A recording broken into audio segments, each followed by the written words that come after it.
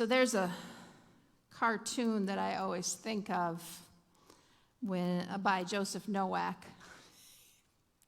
You can read the bottom. It says, "Young Jesus at bath time." Do you get it? You got to think about this one for a minute. We just read the story about Jesus walking on water. Jesus is walking. I'm not going to explain it. It always makes me laugh, but maybe that's, I don't know. It takes a second to think about it. One of mine was really hard to get in the bathtub, so I always thought about this one when I would try to get him in the bathtub. But Jesus walking on water is always the part of the story that we remember, right? That's the part that makes it into our memory banks. It even makes it into our jokes, whether they're funny or not. But truthfully, that's not the part of the story that spoke to me this time when I read it. It's Peter. Peter is the one who has faith and doubt and vulnerability and all of that stuff that makes our relationship with Jesus real. So today's story, starts out right where we left off last week, right after the feeding of the 5,000. If you remember, that story started with Jesus trying to find some peace and quiet. He needed some time away so he could process the beheading of his friend John the Baptist. But he doesn't get that time away because the crowds are following him, so he goes ahead and heals the crowds. He even feeds them. Thus, we have the feeding of the 5,000. And then, now it's time to send the crowds home. So Jesus sends the crowds home. He even sends his disciples out in the boat. He sends everyone away. So finally, he gets some time to go up the mountain and pray. Finally, he is alone. No crowds, not even the disciples there with him, just time alone with God. However, while Jesus is having that quiet time, the disciples are out in a little boat on a big sea, and the waves are getting bigger, the wind is picking up, and they spend the night in the midst of a storm, being battered by winds and waves. And they're a long way from shore, and they're scared. Early in the morning, Jesus goes for a little stroll right out to the boat across the water. This justifiably terrifies the disciples. They cry out in fear. Who wouldn't think they saw a ghost if they see someone walking towards them on the water? That's what they think they see. But Jesus quickly disabuses them of this idea, and he says, hey, don't be afraid. It's just me. Now the disciples, or at least Peter, must have accepted this as truth pretty quickly, because Peter immediately wants to jump in. He says, Lord, if it's really you, call me out there with you. But this is where I get stuck in the story. This is the question I've been asking this week. Was it doubt or faith that called Peter out onto the water? Was he doubting that this figure before him was really Jesus? Doubting so much he needed some proof. He wanted Jesus to prove who he is, who he says he is. So Peter says, hey, call me out onto the water. Prove who you are. Or is Peter's faith so strong, he knows, of course, it's Jesus. He knows that Jesus will keep him up and hold him up, and he wants to go out to be by Jesus. I guess it depends on how you look at it. In my mind, it's a little of both. Peter literally takes a leap of faith, but he does so because he wants to be sure. If that isn't the definition of our faith lives, I don't know what is. We take a leap, we step forward into the unknown with both doubt and faith motivating us. Sometimes we step forward into the unknown because we know, we feel it in our hearts that God is leading us and that is the route to go. And sometimes we step forth into the unknown because we want to see if God is leading us. We're not sure, but we want to see. And then we see for Peter that his choice doesn't work perfectly. It works at the beginning, right? He is walking on the water. Look, Mom, no hands, I'm doing it. But then he looks around. He sees the waves, the wind, and he gets scared. and he starts to sink. He cries out to Jesus, and of course, Jesus immediately reaches for him and saves him.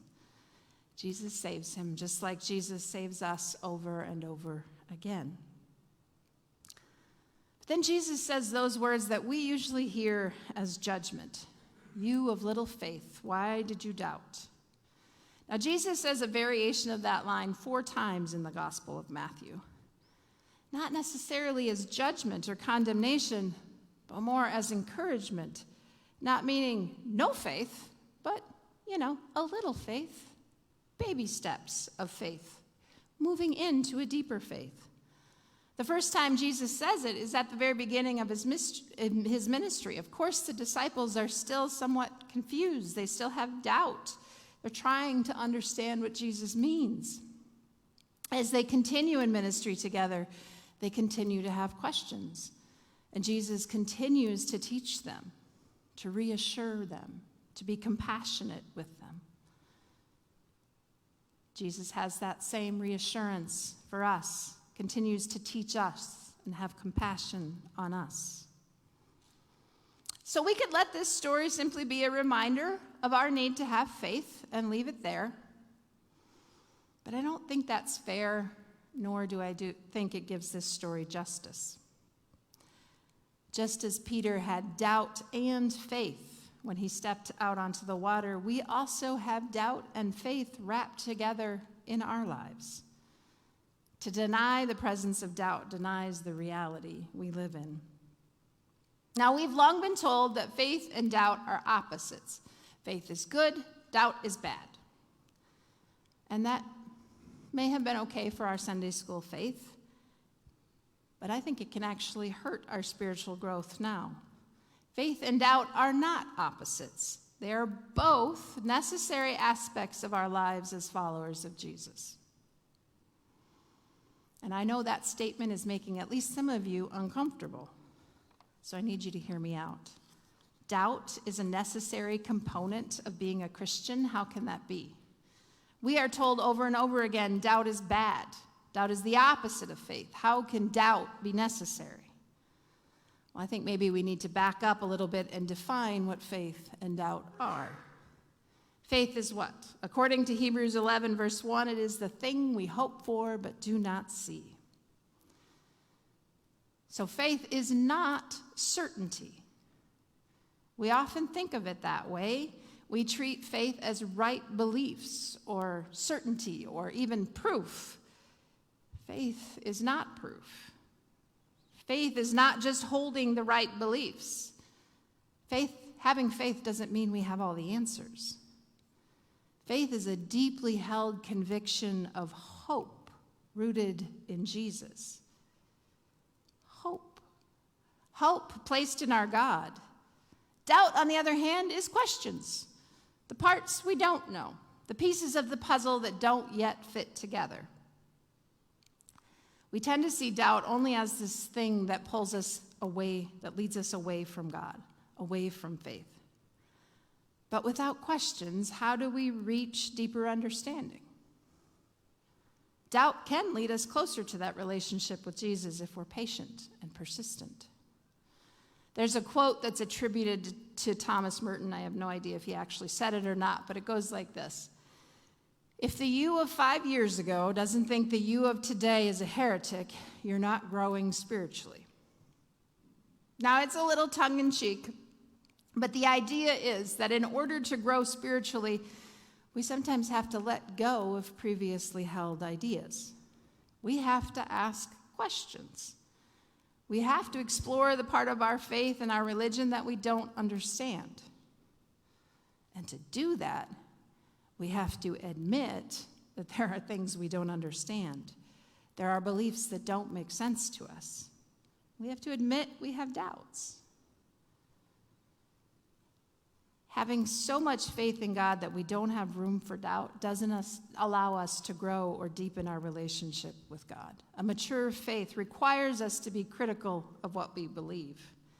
If a pastor or a church doesn't allow you to ask questions of them or of the Bible or of God, it's not strong faith. They're just trying to prove that they are right and you are wrong. I still remember sitting around the table at catechism class in high school. I questioned the pastor about why women weren't allowed in ministry. I had no idea I would end up here someday, but I knew that women were not less than men, so why on earth were we not allowed to preach? I had questions about predestination and why it seemed God was always damning us to hell instead of loving us. The beliefs just didn't make sense to me. The only thing I was told was he was right and I was wrong. There was no room for doubt. There was no room to ask questions. Now, that didn't increase my faith. It surely didn't make my relationship with Jesus stronger. It just stopped me. It stopped me from wanting anything to do with the church and with God. Telling me to just have faith, just believe, pushed me away from God. But I didn't want to believe in a God or have to believe in a God that said I was less than, or a God that didn't focus on love. But then years later, I made it to seminary and I discovered a place that challenged my beliefs and made me question everything I thought I knew. That first year of seminary was spent taking my faith and my beliefs apart, piece by piece. And that was painful.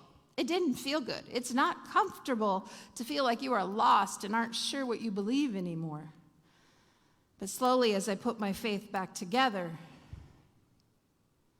in the end, that time of doubt created a stronger faith, a more flexible and lasting faith, and a closer relationship to God. The questions are what helped me grow. If I hadn't doubted, I would have never matured in my faith. Now, those two moments from my life are just examples of natural times of doubt, right? When kids reach the teenage years and we start to learn critical thinking, we start to ask the hard questions. We doubt when we are presented with the realities of the Bible as it is, not necessarily as it was taught to us in Sunday school. But we also often move into periods of doubt when difficult things happen in our lives. When we're struggling with grief, when life gets hard, we start to doubt everything we were told about God.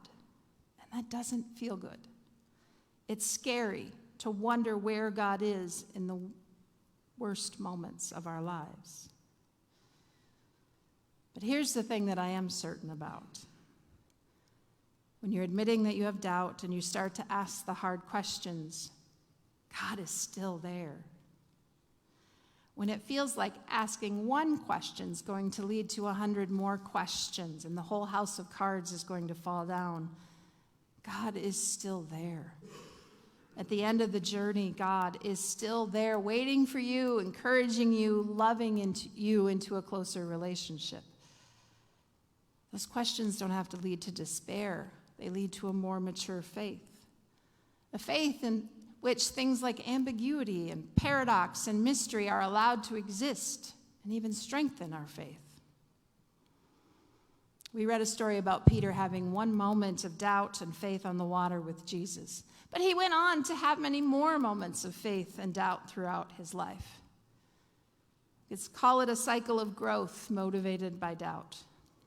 And the Bible's filled with people moving from doubt to faith, to doubt, back to faith again. That's why I love the stories of the Old Testament. Stories like Abraham and Moses, or the one we heard about Joseph getting betrayed by his brothers today. They are stories of people that are so very flawed and so very real. God keeps showing up in their doubt and in their pain. God is always there. For a while, my TikTok feed was completely filled with people who called themselves ex-evangelicals. Instead of evangelicals, ex-evangelicals, because they've walked away from the church and sadly walked away from God and their faith as well. But they did that because they were told doubt wasn't allowed. So when they finally admit they have doubts, the only thing that they can think they can do is to walk away completely because doubt's not allowed. We as the church have an opportunity, actually I think responsibility, to teach the value of doubt. So instead of walking away from God when the doubt rises, because eventually it will, we are able to walk through the questions towards God. The truth of God's presence in our lives, the truth of God's love for us, can always handle the questions. There's no need to fear the questions. God can handle it. God can handle whatever we throw at God. God can and will love us through it.